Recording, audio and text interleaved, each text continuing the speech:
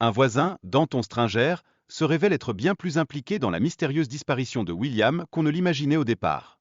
Son comportement étrange et les détails de son implication soulèvent de sérieux doutes sur son innocence.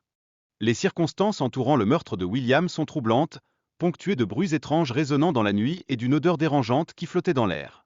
Ces éléments, à la fois sinistres et intrigants, ont conduit la police à envisager l'éventualité d'un crime sordide. D'un autre côté, la vidéo nous plonge dans l'impact émotionnel que ces enquêtes criminelles ont sur les policiers. Ils se retrouvent confrontés à des situations traumatisantes, jonglant entre la quête de la vérité et le poids de l'horreur humaine. Il est intéressant de noter que les voisins de William, surtout Danton, avaient un passé chargé de conflits. Ces tensions pourraient avoir des liens directs avec sa disparition, suscitant ainsi des interrogations pressantes parmi les enquêteurs. L'enquête prend une tournure révélatrice lorsqu'il est découvert que la porte était verrouillée de l'extérieur, insinuant que l'agresseur avait un lien étroit avec William.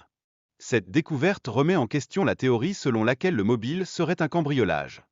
Dans cette mosaïque d'indices, le fils de William se révèle être une source d'informations cruciale, mentionnant un dispositif de suivi GPS caché dans la voiture de son père.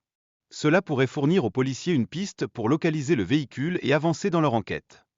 Les enquêteurs, déterminés à comprendre la scène du crime, effectuèrent une analyse minutieuse pour ne rien négliger. Ils scrutent particulièrement des traces de sang découvertes sur les lieux, espérant qu'elles révéleront des indices décisifs. La voiture disparue devient alors un élément central de l'enquête, captivant l'attention des policiers. Grâce à un téléphone portable, ils découvrent rapidement sa localisation, un tournant majeur qui promet de faire avancer les investigations. Au fur et à mesure que les enquêteurs interrogent des suspects potentiels, des tensions palpables émergent. Rapidement, une femme nommée Taylor est identifiée comme la propriétaire de la voiture de la victime, ajoutant une nouvelle dimension à l'affaire. L'ami de Taylor, Shawn, attire également l'attention des enquêteurs. Son rôle semble crucial pour résoudre ce mystère, car il est mentionné comme une personne clé dans l'histoire qui entoure la possession de la voiture. Les enquêteurs se penchent alors sur la connexion entre Taylor et William, essayant de dénouer les fils complexes de leur relation. Ils découvrent des liens familiaux qui, loin de simplifier les choses, compliquent davantage l'affaire. L'interrogatoire de Taylor s'avère riche en rebondissements. Ces incohérences concernant l'origine de la voiture éveillent les soupçons des enquêteurs, qui commencent à douter de la véracité de son alibi. Peu à peu, l'investigation révèle que Taylor possède des connaissances surprenantes sur William, alimentant encore plus les soupçons des enquêteurs. Ses réponses hésitantes et contradictoires rendent son témoignage de plus en plus peu fiable.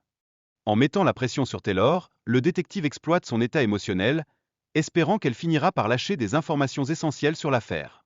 Cette stratégie de manipulation est courante dans le monde des interrogatoires policiers. Taylor affirme que la voiture de William appartient à un homme nommé Shawn, mais au fil de ses explications, la confusion s'installe et les contradictions s'accumulent. Cela soulève alors des doutes quant à sa crédibilité. Finalement, les détectives découvrent que le récit de Taylor sur Shawn est trompeur, ce qui ne fait qu'aggraver sa situation. Son mensonge pourrait avoir des répercussions juridiques graves dans le cadre de l'enquête. Au fur et à mesure que l'interrogatoire progresse, on observe chez Taylor un changement saisissant, passant de l'arrogance à la peur. Ce retournement met en relief la pression psychologique à laquelle les enquêteurs soumettent les suspects. Les détectives, aguerris et minutieux, possèdent des preuves physiques tangibles, comme des échantillons de cheveux, qui pèsent lourdement contre le suspect. Cela démontre à quel point les preuves matérielles peuvent influencer le cours d'une enquête criminelle. Un traceur GPS, discrètement installé sur la voiture de William, joue un rôle clé en retraçant les mouvements du suspect. Cette technologie met en lumière la manière dont les avancées scientifiques peuvent bouleverser le paysage des enquêtes criminelles. Les échantillons de cheveux retrouvés dans la main de William s'avèrent correspondre à ceux de Taylor, renforçant ainsi les preuves qui s'accumulent contre elle. Cela marque un moment décisif qui contribue à sa condamnation ultérieure. Au début de l'enquête, l'attention s'était portée sur son grand-père, considéré comme suspect, mais il a rapidement été disculpé, faute de preuves solides.